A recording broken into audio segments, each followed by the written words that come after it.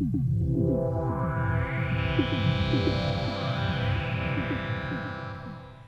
far, we have looked at the extremes of the astrophysical black hole scale, stellar mass black holes and supermassive black holes. There is a good reason for this. These extremes are the most well-known cases. If we consider all the measured masses of black holes to date, so as of late 2017, we see a cluster of objects in the range of about 5 to 20 solar masses, with some reaching as high as possibly 70 to 80 solar masses. These are the stellar mass black holes. There are also a large number of objects towards the right side of this plot, at the highest mass end.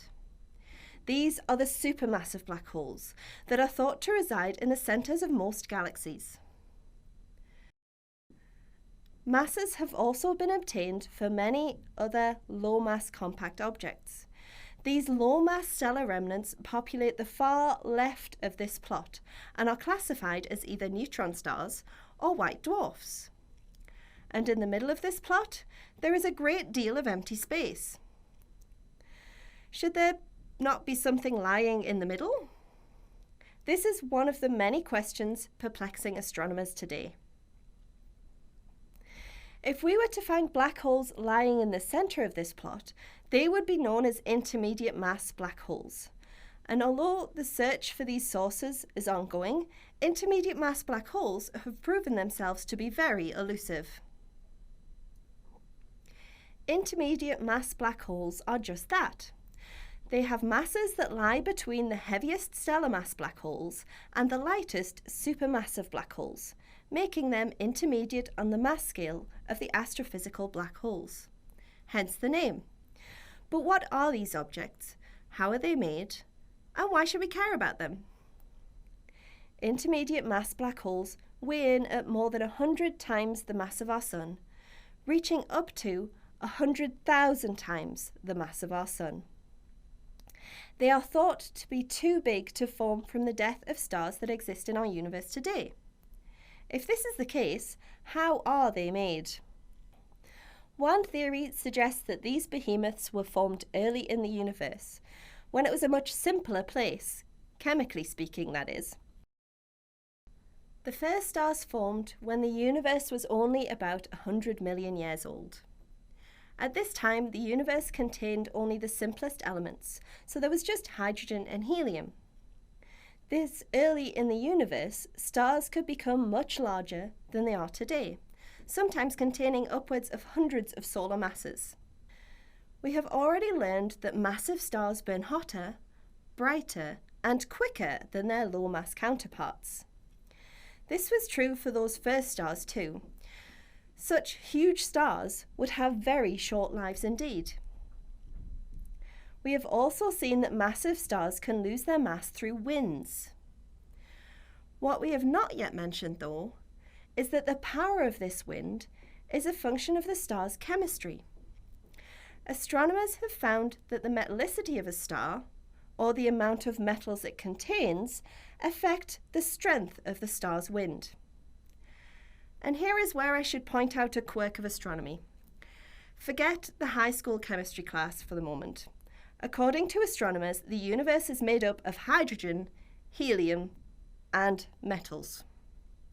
Anything that contains more than 2 protons is a metal. Strange but true in the astronomical circles. Anyway, back to stellar winds. Therefore, the metallicity of a star or a region give you an indication of how much of these metals are present. When the metallicity is essentially 0, we find that a star loses little to no mass via its wind, irrespective of its size. This means that those first stars would have lost very little mass by the ends of their lives. And at the end of this short life, well, here's another place where it changes from the life of stars today. Given the huge mass contained in these first stars, astronomers think that they may not have ended in a huge explosion, as massive stars do today.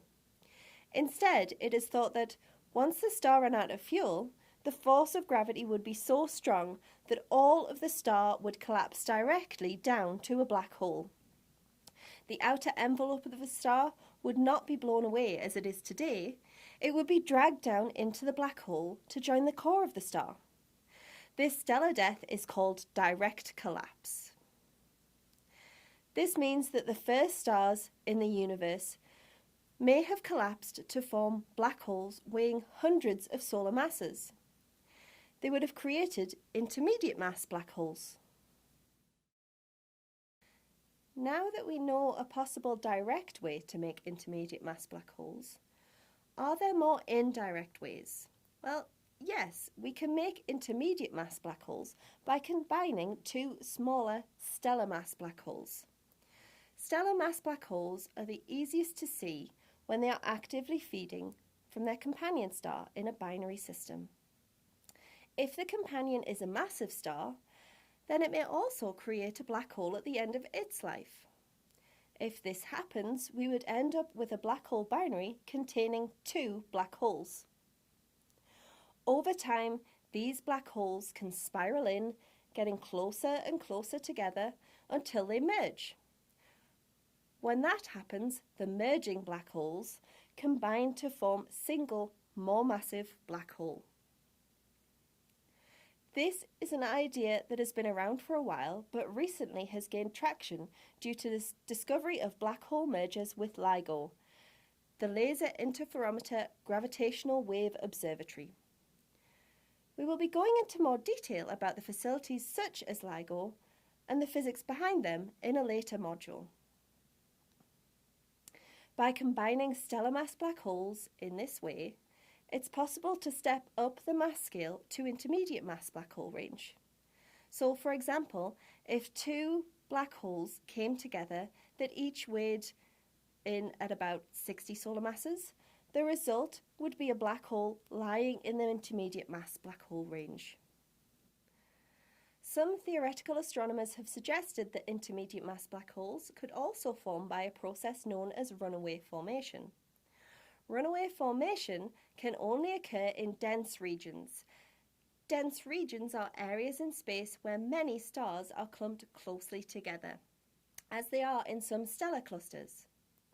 Within the central region of the cluster, you can think of the stars as dancers in a club. They are moving around each other as they travel under the influence of gravity. If two of these stars get too close together, they can start orbiting as binaries do, or they can spiral in towards each other and merge. This new star will have more gravity and attract other nearby stars. As they spiral in and merge, the object at the center will have even more gravity, and the cycle will continue, allowing this object to grow and grow until the gravity of this object is so strong that the supermassive star is forced to collapse to make an intermediate mass black hole.